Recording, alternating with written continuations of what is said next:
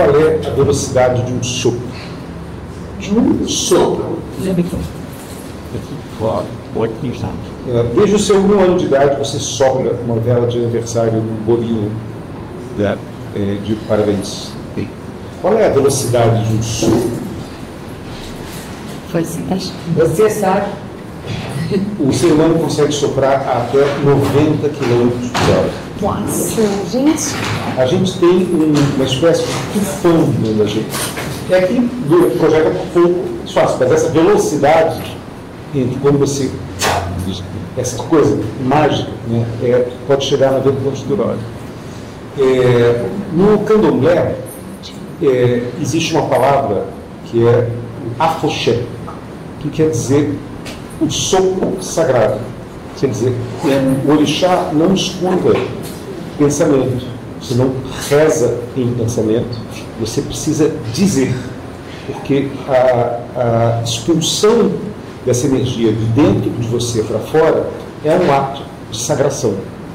Então você está imprimindo sobre o mundo uma pressão importante. Se fosse um vento de 90 km por hora, que a gente ia saber que estava acontecendo um negócio importante na cidade. Isso pode ser 90 km por hora saindo de dentro de você. Tem essa força, tem essa energia. Então isso tem uma emanação muito bonita. E aí, quando nasce essa ideia, que começou com outro título, eu trouxe esse, né? Que é a gente tentar entender, né? Assim como um artista falar um pó, faz um gesto, faz uma coisa, um movimento, que é uma coisa que ele não tem muito controle, e de repente aquilo gera um registro e aquilo vira, né? Eu acho que essa ideia do traço, do sopro, quer dizer, do respiro, você foi e alguma coisa saiu, é uma forma de sagração, é uma forma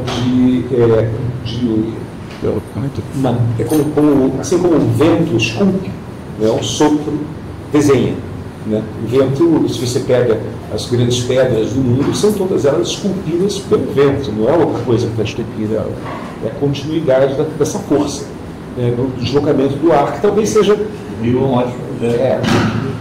talvez a verdadeira força do planeta são seus ventos, que movem as nuvens, que movem as chuvas, que movem as pessoas, que movem as marés, mas o que dialogam com o sol, ou seja, o vento é a energia. A energia, né? O sol é um, mas os da terra é a energia, é o vento. E na pessoa também a energia vem desse lugar. Quando a gente para de soprar, a gente morre. É a primeira coisa que acontece, né? Para e você perde isso. Então, a ideia de que uma pintura possa ser o registro de sopros, ou suspiros, ou respirações, ou ventos interiores, e que é uma pulsão, né? Me interessa essa ideia de que você não necessariamente tem um absoluto controle sobre o que você está fazendo, você está respirando e expirando, e ao expirar sai e fica um negócio ali, e quando fixa, fixou. Eu adoro, na verdade, quando o artista se dá conta que tem que parar. E ele parou. A obra fala de volta. A obra não é pura intenção do artista, ela é um tanto de intenção, tem uma coisa que é o tanto que ela volta para você. Você começou fazendo um negócio, aconteceu outra coisa no caminho. Isso é bonito, porque tem um diálogo do trabalho da estética, que eu acho que é bacana, que ele pode ser figurativo e abstrato ao mesmo tempo. Parece que existe uma intenção figurativa, mas às vezes ele se desfoca disso, ele se despega, que é um pouco, eu acho, quando essa fricção entre o que é intenção e o que é manifestação. Sim. As coisas se manifestam como acontecimento. Você põe pessoas dentro de uma sala, acontece uma manifestação. Manifestação é quando ele tem um santo baixo. O santo baixo e ele imprime. Então, acho que, só para justificar o porquê desse título, o porquê desse lugar, né? Olha, tudo bem? E o porquê dessa vontade de falar de coisas que... E tem uma outra coisa importante talvez que eu devia adicionar aqui, que é bastante importante, na verdade, é o fato de que a Esther trabalha com um vetor que eu profundamente desconheço, que é a cor. Olha, eu sou daltônico. Isso é um dado relevante, ou seja, porque eu só posso intuir as cores que estão ali, eu não posso vê-las. Isso me deixa num lugar muito confortável, porque eu tenho uma frase que fala que é assim: talking about music is like dancing about architecture. Né? Como é que a gente pensa sobre a cultura? Para mim, talk about color, né, é algo que se distancia profundamente da minha sensibilidade. Contudo, eu enxergo coisas que a maior parte das pessoas não enxergam porque eu não estou vendo aquilo. Né? Então, essas coisas, assim, essa inabilidade de lidar com uma coisa, na verdade, em geral, abre um campo de habilidade para você lidar com o outro. E eu acho que várias vezes nas nossas conversas eu apontava: nossa, o que eu estou vendo aqui, isso é o que eu estou querendo. E aí a moeda trocava de figura. O que é a beleza, né, da cegueira? Vocês devem conhecer o livro do Oliver Sacks, o pintor. Ele tem um capítulo dentro do Antropólogo em Arte que chama-se o pintor daltônico, que era um cara que pintava e era daltônico, e as pessoas absolutamente amavam a pintura dele pelas qualidades cromáticas que ele não enxergava. E ele ligava também para um outro lugar, que é um lugar interessante, que era a Ilha dos Daltônicos, que era um lugar onde, por uma ilha que passou um furacão, num certo momento, a população reduziu, sei lá, 90%, passaram-se 200 anos, a população voltou, e, obviamente, uma grande quantidade de casamentos consanguíneos fizeram com que muitas dessas pessoas fossem daltônicos. Os daltônicos têm uma coisa curiosa, porque o daltônico sempre é um gene passado pela mãe para o filho homem. Né? 95% dos casos esse é o caminho. Mas então, numa pequena sociedade com poucas centenas de pessoas, na ilha do Pacífico, passaram-se os anos e aí 75% das pessoas eram daltônicos, mas 25% não eram. Contudo, as 25% que não eram, não sabiam os nomes das coisas, porque a língua abandonou a nomenclatura de como falar da cor, porque aquilo era um assunto que está bom, entendeu? Um assunto que só uma pessoa fala, cada uma pessoa que fala, 3 não entendem. Então a língua foi se livrando daquilo. As pessoas enxergavam, mas não eram capazes de denominar. E as coisas só existem quando a gente dá nome a elas. Enquanto a gente não dá nome a elas, elas são fruto de uma observação. Então, de uma observação meio silenciosa, né? Porque eu não consigo acessar. Para mim isso é bonito, porque realmente eu não sei que cor tem aquela coisa aqui. Eu não sei. Eu sei que tem alguma coisa que puxa para um rosa, um vermelho e tudo mais, mas é mais ou menos isso. Eu não seria capaz de apontar nas outras coisas. Isso para mim, porque agora eu posso imaginar a pintura. Eu não estou mais aprisionado dentro dela. Eu estou livre com ela, ela é minha. E aqui dentro ela vai ter o nome que ela tiver. Você dá nome e você emana. Mas Marcelo, aquele óculos. Isso é para nada. Não é para nada. É que nem você pegar um tradutor para chinês e você ficar falando e achar que você vai entender o que o cara está falando. Então, aquilo que a gente vê no Instagram das pessoas chorando emocionadas que elas começam a ver a cor, a gente esquece. Eu não chorei emocionado, nem quis comprar. Eu botei, foi nossa, tão menos interessante do que eu vejo. Como se tirasse, na realidade, nuances. Mas teve uma coisa que eu fiz que foi muito importante, que foi bem interessante. Tentando esse campo, já que o assunto é corpo rapidamente. Uma vez, eu normalmente faço esse teste de Ishihara, que é um teste que te dá qual é a sua porcentagem de daltonismo. E o meu, normalmente, é 6 a 7% de acerto, ou seja, eu sou bastante daltônico. E o teste é umas bolinhas com os pontinhos assim, você tem que ser capaz de identificar um número, uma letra, alguma coisa, a partir da relação cromática com as coisas. Se você não enxerga a relação cromática, você realmente não enxerga, você não tem como dizer, não tem como cheat desse teste. Você pode fazer online, qualquer pessoa faz. E aí, curiosamente, eu peguei e tomei uma dose de cogumelos psicodélicos. E 1 hora depois, eu fiz o mesmo teste que eu tinha feito antes, e eu atingi 17%. E 2 horas depois, eu atingi 35%. E aí eu entendi. Aí sim, comecei a enxergar coisas, uau, estou vendo coisas que eu realmente não via. Muito mais do que o óptico. Porque não é óptico, é neurológico. A cor é um processo neurológico, não é um processo óptico, oftalmológico. Você não vai para o oftalmologista para lidar com... As cores como a viagem de cogumelos são maravilhosas. E eu vou conseguir objetivamente olhar para cores que eu definitivamente não enxergava, porque eu olhava para aquela bola e não via nada. Agora eu olhava e dava um número. Eu atingi. Isso é ciência, não tem fírula. Não dá para burlar essa história.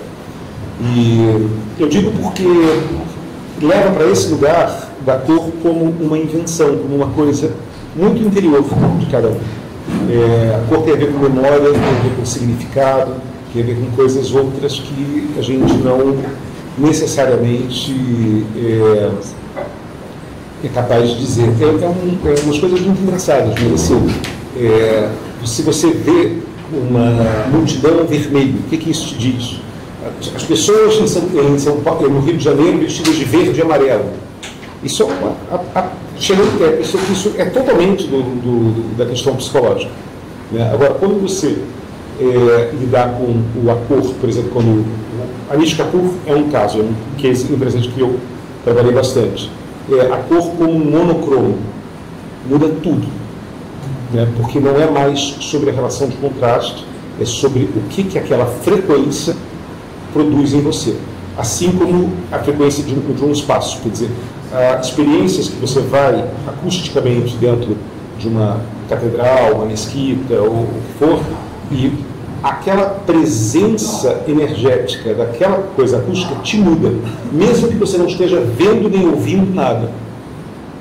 Tem alguma coisa sobre a pressão que aí entra dentro de um lado psicológico muito profundo. Você consegue sentir? Não, você sente. Tipo, nos capuz, se você sentir. Então, nos monocromáticos, todos eu consigo me relacionar muito bem, tudo com aquilo que é monocromático. Sim, porque não depende da relação. Porque a cor existe sempre pela... Eu sei que o céu é azul. Ninguém nunca me convenceu que o céu era de outra cor que não azul. Mas é diferente. É sobre a relação cognitiva. Sim. Que a colocação de cores em camadas produz um efeito nas pessoas de uma forma ou de outra. E eu trabalho com isso muito bem, eu sei lidar com isso abstratamente e como o que isso quer dizer no simbólico. Mas o que isso acontece no nível fisiológico é que é interessante. É que uma coisa é aquilo que é abstração de pensamento, o que é o significado dessa cor. Outra coisa é o que é o processo fisiológico que a cor produz nas pessoas. Sim. Isso é de uma outra natureza. Sim. Pronto, falando de cor. Ganha uma página. Então, eu também queria falar sobre a relação minha com as abelhas, com essa questão das outras espécies, que para mim é muito importante, mesmo as plantas, né? A gente está ouvindo aqui uma música que é feita pelas plantas, que aliás a gente desligou o som agora para ser gravado, mas que... Eu adoro isso. Uma das minhas provocações mais constantes que eu sempre tenho feito nos últimos anos, desde que eu comecei a trabalhar no México e fazendo projeto bem no meio da natureza, foi perguntar para os artistas se eles eram capazes de produzir uma obra que fosse relevante para pelo menos mais uma outra espécie além da sua. Ou seja, não vai afetar a formiga, a abelha, o morcego, não importa, uma planta. Mas assim, a gente tem que ter, no que a gente faz, uma consciência de que tudo vai chegar nessa fronteira. A sustentabilidade não é sobre você renovar o álcool do seu carro, não é sobre isso. É sobre você lidar com o direito de existência do outro. E para isso você precisa ser capaz de ouvir ao outro. Como é que a gente escuta essas plantas? Como é que a gente escuta esses seres? Como é que a gente escuta esses insetos? Como é que a gente é capaz de abraçar essa sensibilidade, trazer isso para dentro do campo da sensibilidade nossa. Mesmo que a gente esteja fazendo uma coisa de humanos para humanos, com humanos, os humanos não vivem sozinhos. Se a gente tentar viver... Eu adoro brincar com isso, que eu falo sempre, se você tirar as abelhas do mundo, hoje, antes de um ano, provavelmente a existência do planeta, e basta um inseticida para isso, não é tão difícil, fica comprometida. A existência da vida do planeta. Elas são tão importantes, são tão vitais. Se você tirar os humanos do planeta, e a gente meio que fez isso durante a pandemia, a gente deu uma step back, o que acontece com o planeta? Certo. Eu pergunto, qual é a espécie que vai sofrer a ausência dos humanos? Uma. Nenhuma. Não, tem uma. Os Golden Retrievers. Qualquer espécie, de alguma forma, vai ficar deprimidíssima. Desapareceu. E porque eles não são muito treinados para existir na natureza sem o homem.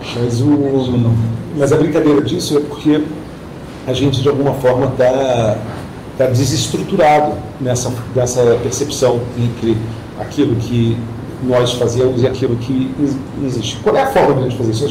Nós temos que nos tornar mais permeáveis. Em fundo, a mudança é do ponto de vista do artista, do público, da apresentação, como é que você traz isso mais para perto? Isso significa sensibilização, trazer sim a acústica e o som das coisas que se manifestam. Né? Isso aqui não isso é uma linguagem.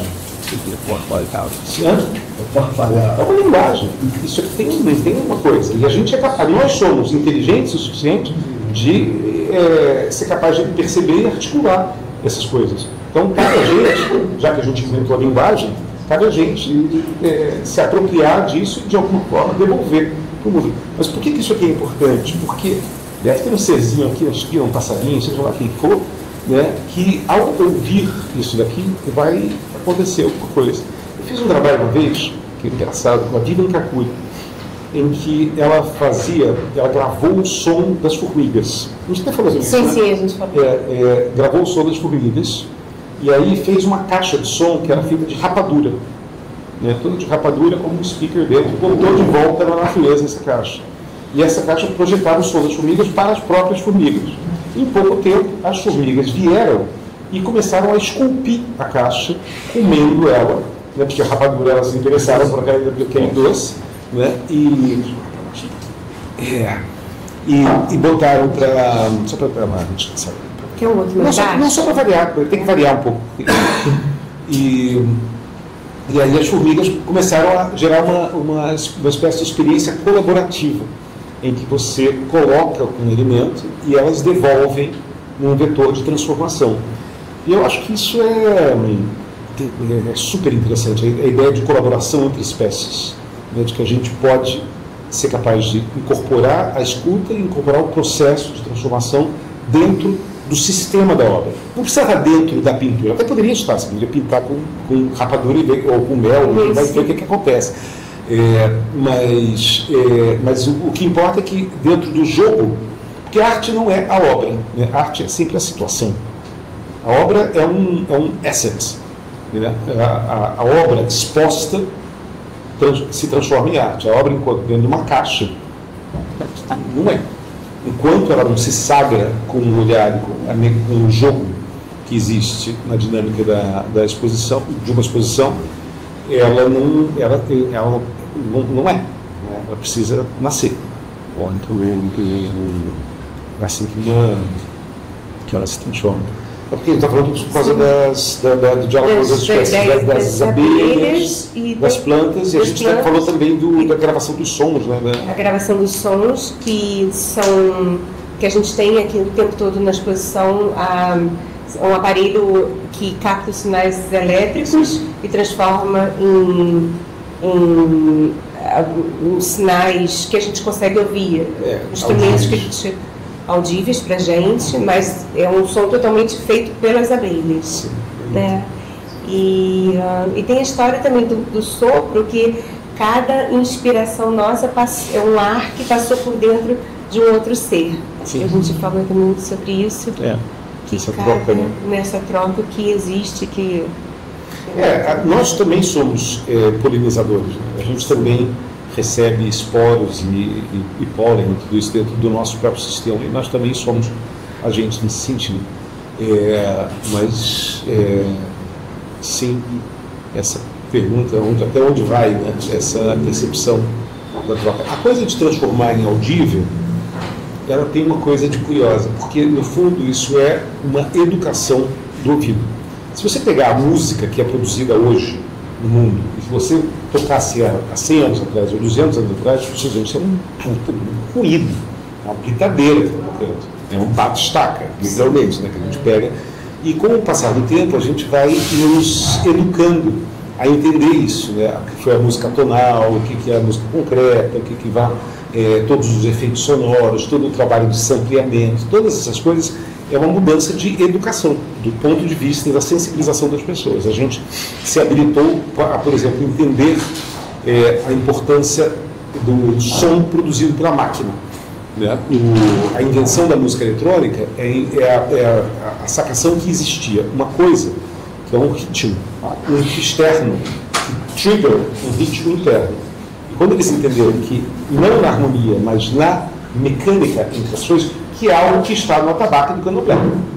A repetição daquela marcação do atabaque é exato, e em várias outras manifestações africanas, por exemplo, e na verdade manifestações de tambores em praticamente todo o mundo, eles chegam dentro desse estado vibracional, que é uma espécie de mantra, assim, em que a gente chega dentro de algo espiritual a partir dessa repetição. Pega Steve Reich, né, Terrilim, né, que também que tem uma marcação, na música judaica você tem isso, uma marcação às vezes muito firme, porque o que aquilo está fazendo? Aquilo está invocando um espírito, está invocando uma manifestação de alguma coisa de dentro para fora. E isso diz respeito a gente ser capaz de ouvir. Com certeza, as abelhas, quando estão fazendo os seus sons, elas estão fazendo uma espécie de canto, né, que invoca um estado espiritual coletivo.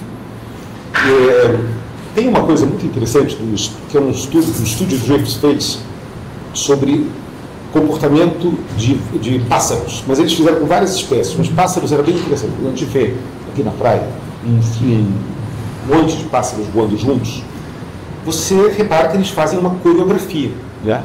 Eles fazem assim, e aí fazem... Mas como é que aqueles seres que estão voando, sei lá, 80, 90, 100 km por hora, né, fazem um voo e todo mundo faz o voo do mesmo jeito, faz o negócio? Assim, como é que é a coordenação disso? Quer dizer, ou você tem alguém se comunicando, né, e passa uma coordenada, e aí para isso precisaria de uma linguagem bastante sofisticada, vire 90 graus à esquerda, agora não sei o que, sobre o norte, desce sul, e eles fazem. Ou tem alguma coisa sobre essa coordenação coletiva. E os cientistas estudaram isso durante anos e nunca chegavam a uma conclusão. Peixe também. Fazem a mesma coisa. E não chegavam a conclusão nenhuma. Falaram, não tem padrão. E aí eles mudaram o sampleamento para, ao invés de ficar analisando 5 minutos de voo, então vamos analisar 5 horas de voo. Tempos muito maiores. E começaram a reparar que mesmo entre o hemisfério norte e o hemisfério sul, em lugares diferentes, quando você sampleia em amostragens muito maiores, você notava que existia sim um desenho que eles estavam fazendo. Assim como o canto das baleias. Ou seja, existe um desenho, uma coreografia que está gravada no DNA dos seres. Ou seja, o canto das baleias é uma das coisas que tem um filme inteiro agora, acho que também é super lindo, que eles descobriram que as baleias vão pelo mundo inteiro, todos os oceanos, elas cantam a mesma música. E no fim da música, elas colocam o nome delas. Elas terminam a música, que é uma canção. E eles entenderam, só que você precisa... A amostragem não é de 3 minutos para botar no Spotify, é uma amostragem muito maior. E aí você entende que aquilo tudo é uma canção que elas já sabem cantar. Que elas aprendem a cantar uma música. E elas vão pelos bailes cantando essa música. Assim como os pássaros estão fazendo, e os peixes, estão fazendo uma coreografia que está pré-ensaiada, que não foi ensinada, mas que está inscrita. Isso é muito lindo, isso é uma escuta, isso é uma maneira de você olhar e ver que existe uma coreografia da natureza, que existe uma música na natureza, que existe um sistema com uma inteligência que você não consegue decodificar pura e simplesmente em linguagem, mas que se manifesta como se manifesta, como artisticamente. Mas isso é o caminho do tempo. Eu não acho que arte é uma coisa humana. Eu acho que é um acidente que o ser humano aprendeu a fazer arte. A arte já existia antes do humano. Essa leitura e também não acho que a arte termina com o homem. Se o homem sair da Terra, a arte continuará sendo feita. Acho que existe... A arte é uma inteligência que assenta e entra e sai dos corpos. Ninguém aqui cria a arte. A gente deixa ela baixar. Ela está numa esfera e aí você deixa ela entrar por você e você é uma espécie de antena que recebe aquilo. Canaliza. Entendeu? Então, que ambição é essa de que o ser humano inventou?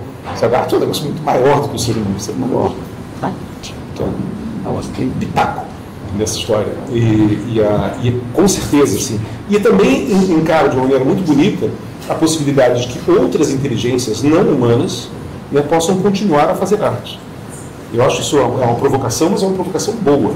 Ou seja, se a gente sair do planeta agora e só as inteligências artificiais que observaram a nossa existência vão continuar a serem capazes de produzir, de criar, produzir e consumir arte.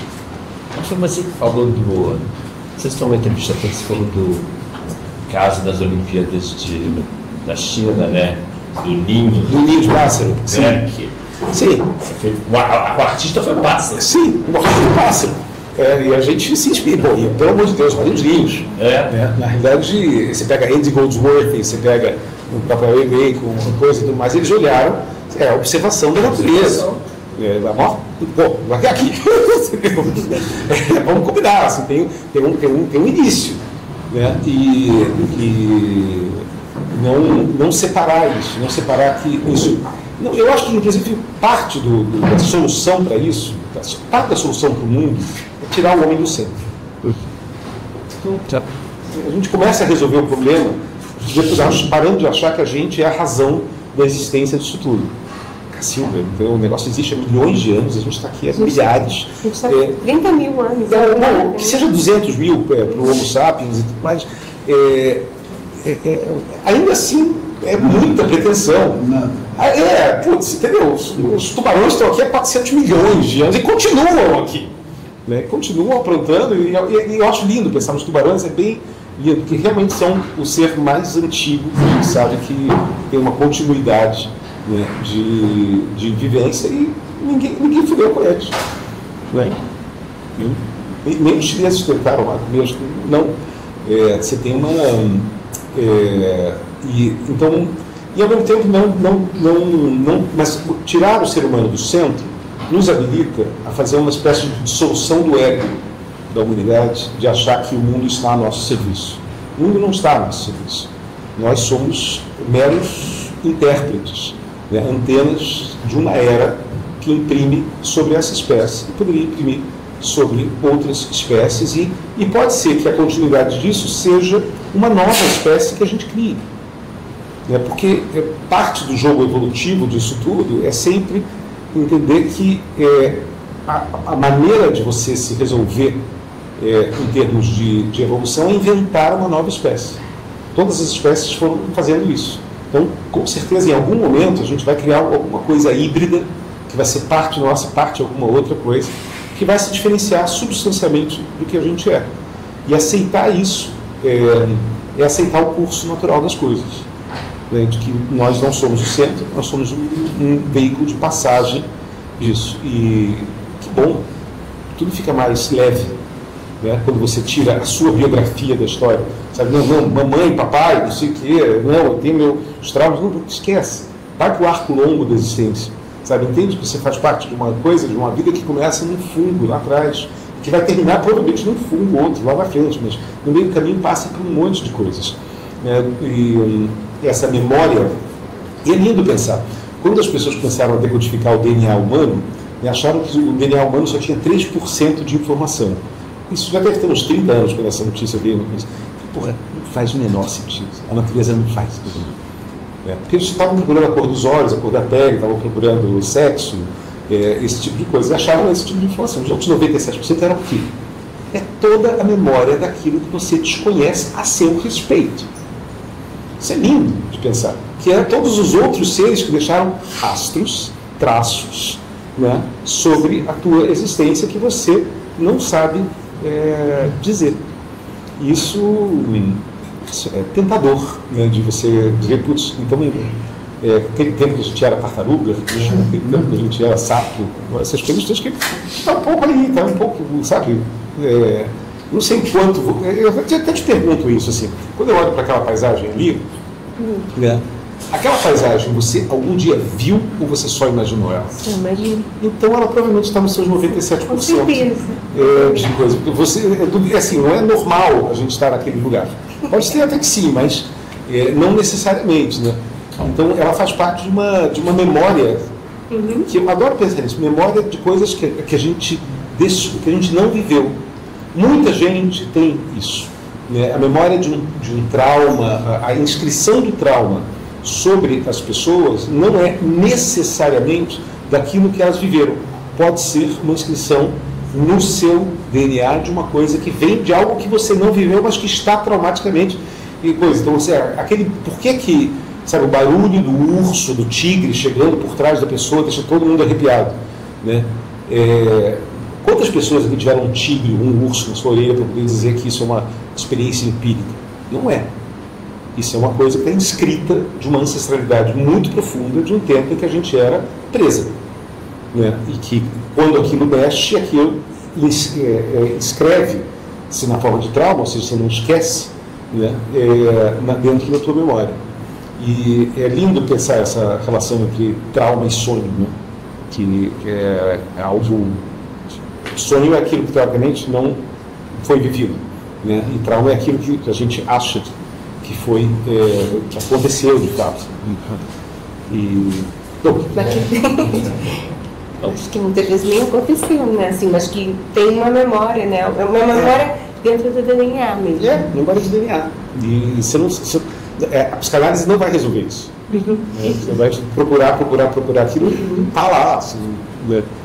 O urso não apareceu, a não ser em um outro lugar, que a gente não sabe dar nome a esse lugar. Sim.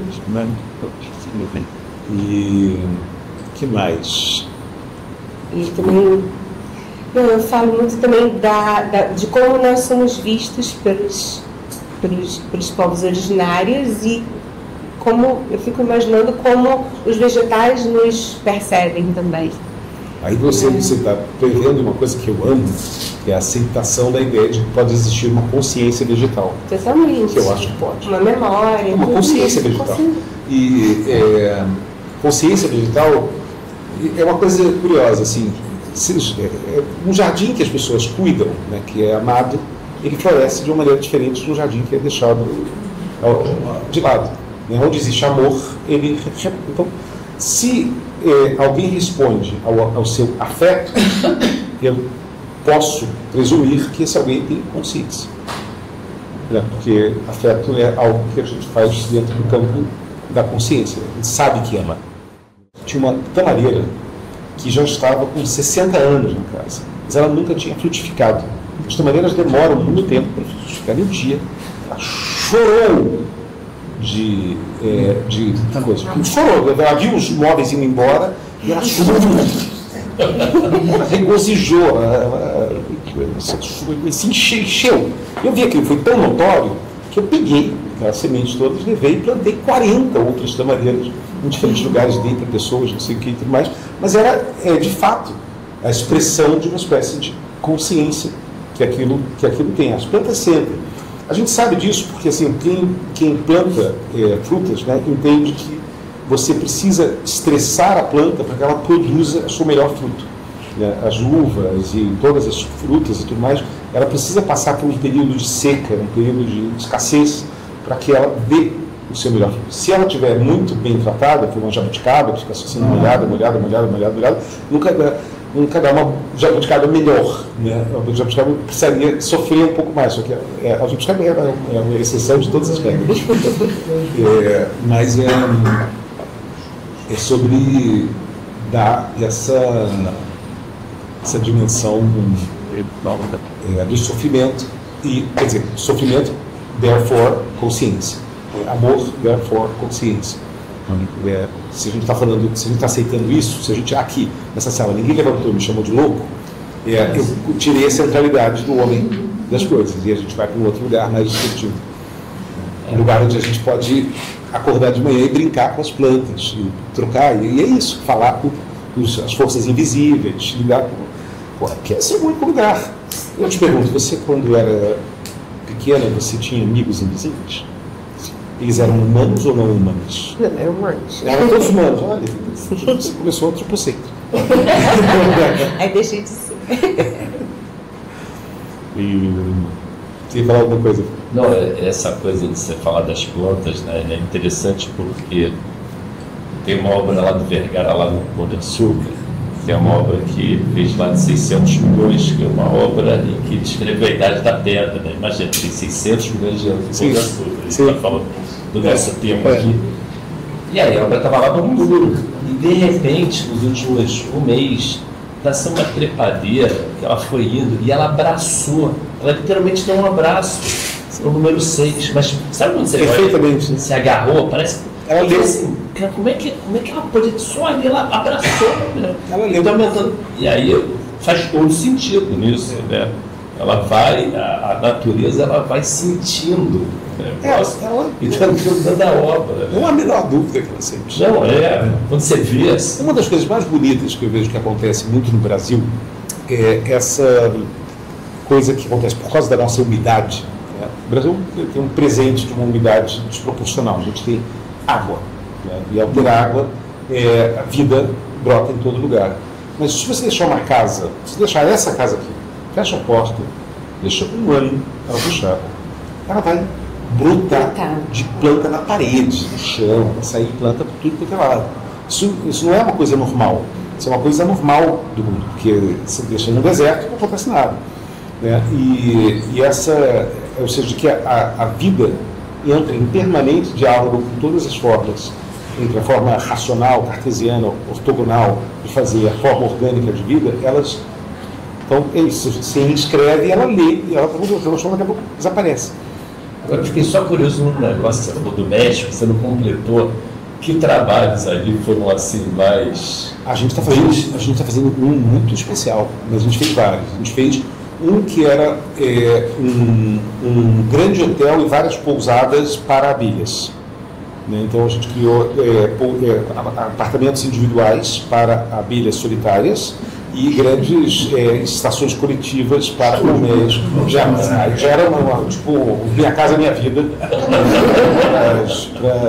para as abelhas. Teve um outro que a gente fez construindo uma árvore com múltiplas plantas. A árvore era construída de ferro pelo homem, que estruturou, e aí fazia com que diferentes plantas ocupassem essa árvore e transformassem ela numa árvore verde real, mas desenhada pelo homem. Então você ocupava ela de uma forma com outra. Esse que está sendo feito agora é bem especial. O mercado voltou agora em novembro. É a observação da linguagem dos morcegos. Tem a ver com o que você propôs.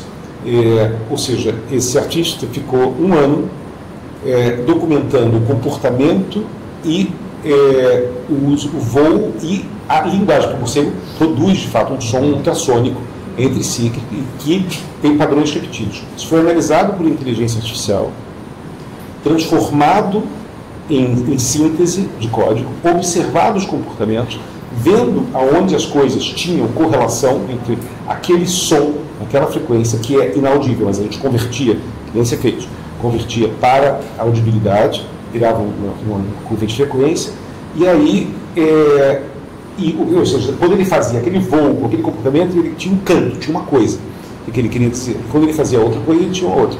A gente meio que já descobriu mais ou menos quando um morcego está dizendo sim ou não, ou seja, afirmativo ou negativo. E esse som existe, uma frequência específica. E ele desvia ou ele vai. E esse negócio virou uma casa que fica chamando os morcegos, tem as características, para que eles venham para ela. Produz o som de volta para eles, com o próprio som deles, para ver se eles ocupam. Vai ser colocado na natureza agora em novembro. Vamos ver o que vai acontecer. Aí você coloca a água, você coloca os elementos, você... É arquitetura para outras espécies. Assim como tem um projeto que a gente fez na Japan House em São Paulo, que era muito lindo, que era arquitetura para cachorros. Né? O que cada cachorro precisa. Né? E é lindo pensar com a cabeça humana, né? Porque tem cachorros que são dependentes das roupas do dono. Eles querem ficar perto do cheiro da pessoa. Então você põe a sua camiseta e faz uma rede para o cachorro ficar em cima. Tem outros que são mais isolacionistas, são outros... Assim, a arquitetura para cachorros é a nossa capacidade de entender a psicologia animal com a nossa lógica. A gente vai ter que sempre trabalhar com a nossa cabeça, mas a gente pode ouvir o desejo do outro. Né? E aí criar uma brincadeira cujo o melhor efeito é nos tirar do centro. Né? Por que você acha que a sua arquitetura é boa para o cachorro? Isso é uma presunção. A gente pode ser que... É uma presunção. O cachorro gosta de ficar aqui, talvez não, seja muito alto, talvez precise ser outra coisa, precisa outro tamanho, porque o cachorro não sabe qual é o layout dessas coisas. E isso é bonito que a gente faça isso. Eu adoraria, por exemplo, eu estou muito agora com essa coisa da perna, estou muito nessa coisa. Eu vou fazer agora uma exposição que ela é toda de poesias em braille. Então você só pode ler as poesias se você tiver um amigo cego. Incrível. Que você vai ter que subverte trazer o nível para um outro nível, trazer o centro da imagem para um nível mais baixo, em que você vai ter que se curvar para ver direito. Esse tipo de mudança de perspectiva é algo que vai nos fazer bem, sabe? Isso não vai fazer mal a gente. Assim, para mim já me fez muito bem. Essas últimas 6 semanas que eu passei nesse outro lugar, eu aprendi muita coisa que eu não teria aprendido de jeito nenhum de outra forma. Nada por acaso. Nada por acaso. Pode dizer onde? Onde eu passei? Onde vai ser a exposição? Na Casa das Rosas de São Paulo. E a gente está procurando todas essas possibilidades sensoriais em que você consiga habilitar os sentidos a partir de uma mudança de perspectiva. Ou seja, nada é excludente, mas você precisa incluir para poder ver. Você poder trazer um aliado, ou uma mudança de ponto de vista, ou uma coisa para que você possa experienciar aquilo. E essas coisas mudam a gente, de verdade. Né? Elas produzem, eu acho que são... e eu fico pensando, por exemplo, uma coisa que poderia te propor isso, para uma próxima exposição. Existem as maneiras de emular a visão que existe, por exemplo, das borboletas. As borboletas enxergam frequências muito específicas, um espectro completamente diferente. Os morcegos, outro espectro, tudo mais. Você pode emular isso. E aí, se você conseguisse pintar com essa filtro. Eu já fiz essa pesquisa com as abelhas, que tem 5 olhos. 5 olhos, e elas veem tudo. Então, por exemplo, o que aconteceria se você pega, por exemplo, aquele olho de abelha, aquele olho de... Existe uma lente, né, que muda isso. Se você fizesse uma pintura que só fosse possível de ser vista se você vestisse aquele óculos. Caso contrário, ela não embaralhar. Parece que ela se rearranja a partir dessa ótica. Ou seja, se colocar... Esse concerto que eu fiz com a OSESP, que a gente levou para o Carnegie Hall em Nova York, a premissa dele era isso, era ver a floresta amazônica sob o ponto de vista das espécies que habitam ela. Isso é incrível. Então, a gente vai com o ponto de vista do boto, com o ponto de vista da sucuri, com o ponto de vista do jacaré, com o ponto de vista do gavião que está por cima, e a gente realmente emula esses lugares para eles verem a floresta. O pica-pau que está aqui batendo uma coisa que te deixa meio maluco. Ou seja, cada um dessas espécies habilita uma maneira de ver uma mesma coisa. A mesma coisa que você enxerga.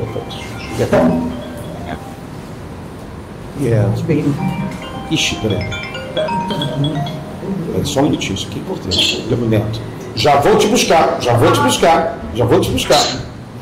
Não, Neto. Eu estou aqui pertinho de você. Tem um monte de gente aqui em volta, mas eu vou te pegar. Você vai comer sushi. Tá bom? Segura aí. Você não quer trazer ele aqui, não? Você está onde? Você está aí no Leblon? Vem aqui, Casa de Cultura Lar Alvim. Casa de Cultura Lar Alvim. Vem pra cá, aí todo mundo vai conhecer ele. Pronto. Tá bom. Se fosse a Margarete Menezes, não atendia, mas o Neto. Ah, a Margarete Menezes não atendia de jeito nenhum. Tá. Pronto. Com saudade dele, não vejo ele, você não me viu aí. Mas é isso. O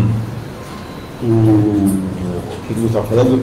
Então, de você criar situações em que você pode enxergar sobre esse outro ponto de vista. Assim, tem uma coisa linda sobre escorpiões. Escorpiões são bem fascinantes. Vocês sabem qual é a posição dos olhos do escorpião? Não é para cima. Ele só enxerga para cima. Ele só enxerga assim. E o escorpião tem uma enorme navegabilidade no espaço. Ele enxerga o céu. Ele entende o sol, ele entende a lua, ele entende a posição ele enxerga isso. Ele não enxerga, se você quiser pegar um escorpião, você chega com ele pela lateral, ele não enxerga absolutamente nada, ele não vê, ele só está olhando para cima. Então isso é uma emulação de uma maneira de você entender o mundo. Entender o mundo a partir de você sempre estar olhando para o céu. Coisa que a gente, por exemplo, faz muito pouco. Então, se a gente navegasse mais com as estrelas, com a lua, e olhasse o ciclo e as posições, eu acho lindo você pensar, por exemplo, uma civilização como a civilização maia, né, que tem 5 mil anos, 5, 6 mil anos de existência, né, conseguiram construir absolutamente um calendário de plantio, de colheita, de entendimento da Terra a partir da consistente observação das estrelas, né, e totalmente estruturadas. Mas, Marcelo, desculpa te interromper, mas aí você está falando de talvez a primeira experiência científica da humanidade que vai chegar na astrologia, né? Ah, sim. Sim. E que foi dominada depois que se transformou em astronomia. Eu acho isso uma das maiores bobagens que o mundo pode tirar o valor de uma para outra. Eu acho que a astrologia ensinou muito para a astronomia. E a astronomia ela é uma ciência precária, né? O tempo todo ela está sendo desafiada com seus próprios conhecimentos e novas coisas vêm, novas fronteiras e quantos bilhões de anos, o que é, não sei o que. Mas é uma ciência bastante precária, enquanto que a astrologia é uma ciência bastante desenvolvida, encerrada, que ela contém muita coisa. Eu estou fazendo o novo Museu de Ciências de São Paulo, Catavento, e a gente vai fazer, a gente está acabando com a seção Universo, né, que ele estava da astronomia, e estamos chamando de cosmogonias, que são todas as formas de ver o cosmos, né, que inclui astronomia, navegação estelar, inclui satélites, inclui astronomia e todas as coisas dentro do mesmo pacote. E entender que a ciência pode ser permeável ao conhecimento ancestral. Aliás, é o que a gente mais está precisando, né? A gente mais está precisando é trazer um pouco para o campo da sensibilidade, um pouco desse éter, né, que não é a ciência pura, né? Esse éter que é algo que você não prova, mas que você sabe, né? Que lazai. E eu acho que isso é muito, muito saudável para a gente ficar no nosso tamanho diminuto.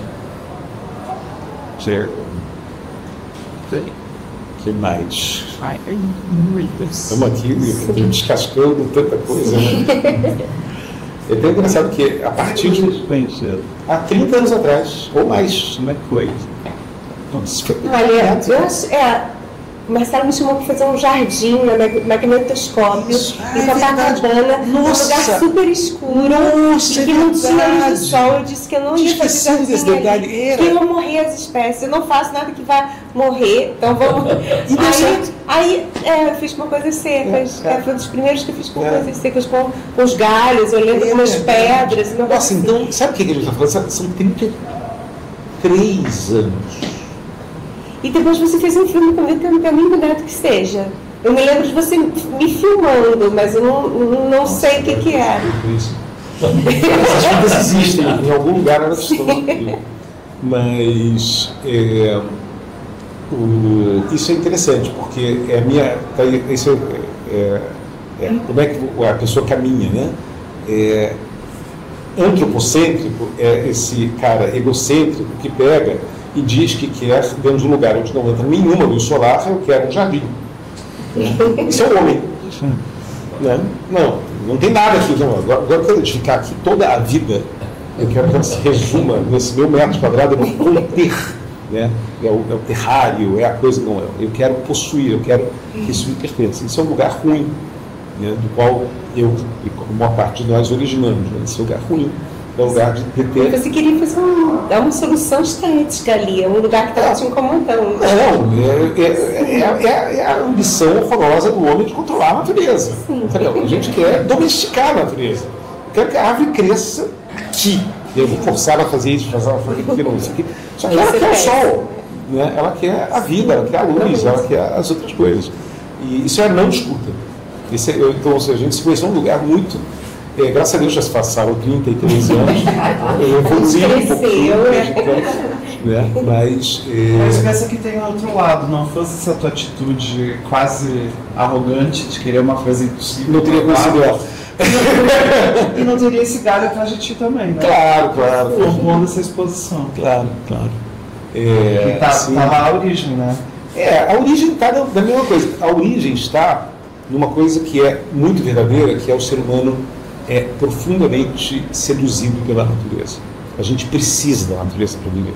A gente precisa estar próximo. E eu acho que até o Rio de Janeiro tem essa falsa impressão que o Rio, a gente tem a ilusão de que a gente está na natureza, né? A paisagem não é natureza. A paisagem é pura imaginação. Aqui não existe. Tudo que está ali para frente não é natureza. Aqui é paisagem. Natureza é aquilo que você sente perto de você, quando uma erva daninha cresce no seu pé, quando você está respirando o ar de uma árvore que coabita, quando essas coisas estão coabitando com você. Quando você está, se você mora na Floresta da Tijuca, ou no alto do Jardim Botânico, não sei o que, você está mais, aí sim, você está mais próximo da natureza. Mas a gente tem essa compreensão errônea, né, de que, tem a vista do Pão de Açúcar, eu na natureza.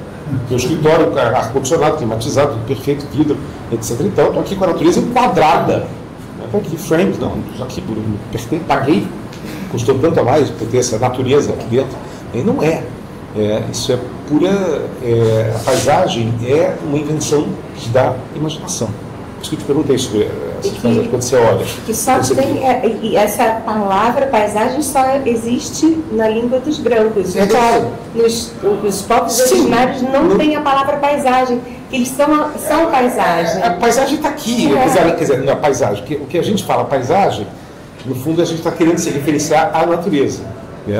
Então a gente está tentando se apropriar de uma coisa, sendo que na realidade a natureza só pode existir se ela estiver dentro, passando, respirando, trocando, fricção, tátil, olfativo, sensorial, físico, espacial, não é imagético. Inclusive a real experiência da natureza é, em geral, uma coisa que você não consegue fotografar. Aliás, diga-se de passagem, isso é uma coisa boa de botar aqui em cima da mesa. Quase tudo que vale a pena ser vivido hoje, um quarto do século XXI, são as coisas que a câmera não pode captar. Acho que não. Essa é a linha tênue. Tudo aquilo que a câmera pode captar é uma emulação que vai terminar na porra do Instagram, que vai terminar num lugar que não é o lugar. Né? O Instagram não é a realidade. Essas coisas não são. mais que você experiencie a realidade através disso, isso não revoga, né, o aspecto carnal do que é a vida. E esse aspecto carnal, normalmente, para mim, o termômetro é aquele momento que você desiste da câmera para simplesmente se entregar a viver algum tato físico com alguma coisa. Isso é abraçar uma árvore, sentir o cheiro da chuva, sentir a coisa e tudo mais, e não passar sempre pelo processo de emulação, em que a gente está simulando, assim como eu na tentativa de fazer dentro de Copacabana, do shopping center da Siqueira Campos, no meio da quadra, no meio do negócio, fazer um jardim meu. Não é possível. Que bom que não é possível. Aí eu tive que mudar. Como é que você vê a sua relação com a natureza quando você faz esses seus quadros? Porque não é uma emulação, certamente não é. Eu acho que, para mim, é uma necessidade. Assim, eu faço arte porque preciso, sabe? Assim, porque me conheço pintando, fazendo as coisas. Às vezes, esses galhos não tem que fazer porque o sol, o nome desse trabalho aqui, 8.23, que é o tempo que o sol, que a luz saiu do sol, que passou por meio do espaço e para tocar na nossa pele, que atravessa a gente. Então é uma coisa tão incrível. E outras coisas também, assim, sons especiais também me dá muita vontade de fazer alguma coisa assim, com volume, com esculturas, sei lá, é uma necessidade. Eu acho que eu falo muito mal e eu acho que eu pinto melhor do que eu falo. Não, eu acho que é porque quando a gente olha para os seus quadros, né, a sensação que a gente tem é que é o oposto disso que o Marcelo está criticando aqui, né? Que é uma coisa que é minha, que eu me aproprio, mas com a qual eu não me comunico efetivamente, né? A sensação que a gente tem é que tem uma relação de uma proximidade muito grande e um olhar de outra natureza. Sim. É isso? É isso. É uma percepção, uma vontade de traduzir em formas e cores e agora sons, texturas. Texturas, isso. O que eu sinto. Tem uma coisa bonita, assim, quando eu falo dessa coisa de você se distanciar do antropocentrismo, não é para você deixar de ser humano.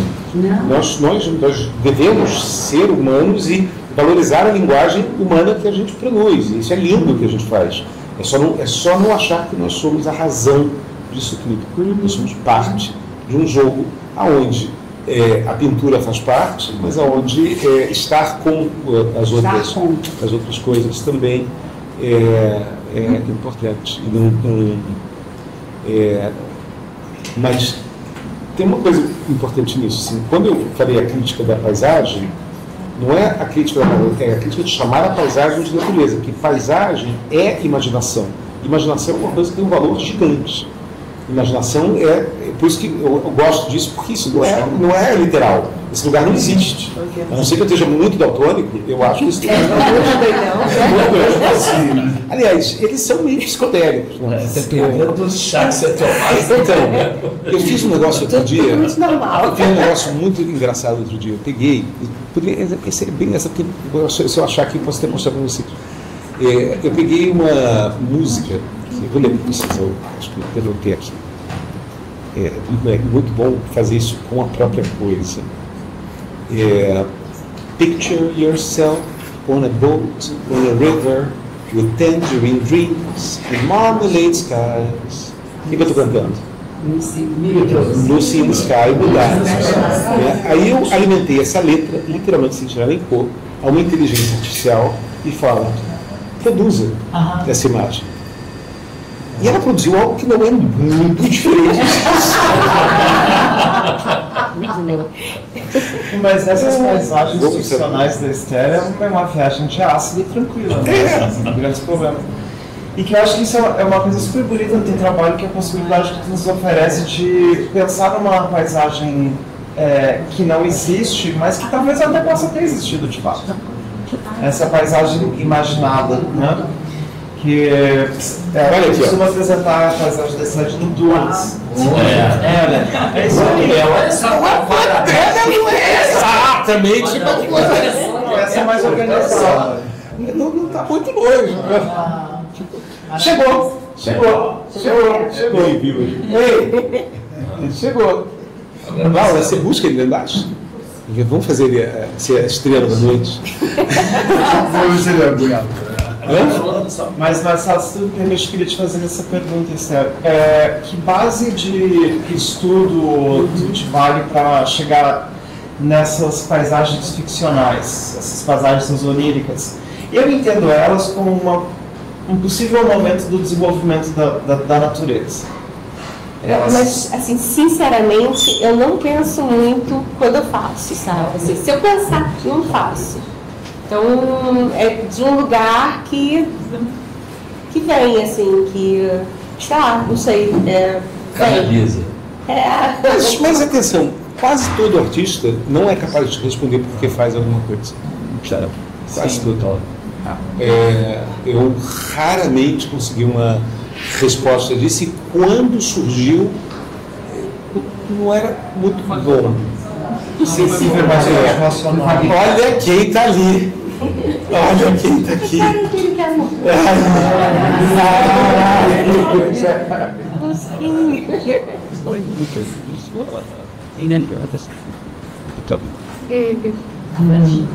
Delicinha, né?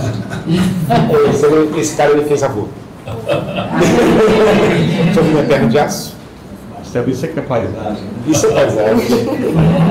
Esse cara me fez avô. É isso. Acho que agora acabou. Agora você é avô. Aí você diz que o teu avô a sua cortada não foi bobagem. Mas então toda a história começa, toda essa novela começa com ele passar uma semana comigo em São Paulo, em julho, e aí eu compro para ele um hoverboard. Né? E aí ele mostrou que era o fodão, não sei o que, era capaz de fazer coisas impressionantes. Aí depois eu descobri que o hoverboard não podia voar no avião para o Rio de Janeiro. Eu tive que comprar um segundo hoverboard. Não pode por causa da bateria. Por causa da bateria. Aí porque a bateria não sai, né? Aí ele deixou cair o hoverboard na piscina. Eu tive que comprar um terceiro hoverboard. Né? E aí eu fiquei animado e comprei uma bicicleta elétrica para andar com ele. Aí ele caiu. Quando ele fosse Aí uma hora depois mandou uma mensagem e caiu. E aí, 400 metros depois que eu comprei o negócio, eu me espatifei e me quebrei todo. Foi tão rápido assim? Foi 400 metros. Uma hora depois, boa. Eu comprei uma bicicleta que não, porque o meu barato era porque eu adorava quando ele era pequeno andar com ele na cadeirinha, só que ele cresceu, está grande demais, mas ele não é pequeno o suficiente, não é grande o suficiente para andar numa bicicleta grande. E aí fica tendo que comprar uma bicicleta a cada semana para o tamanho do menino. E ele só vai em São Paulo a cada X quilômetros. E aí eu comprei uma que ele podia andar na garupa. Uau, que eu fui aprender a ver muito sobre a sua altura. Olha aí, ruína. Aí você não viu minha cadeira elétrica, não? Ainda. Agora você vai ter. Gente, foi uma delícia.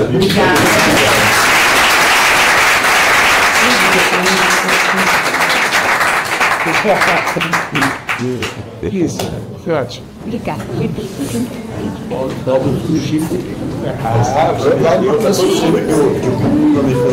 Valeu.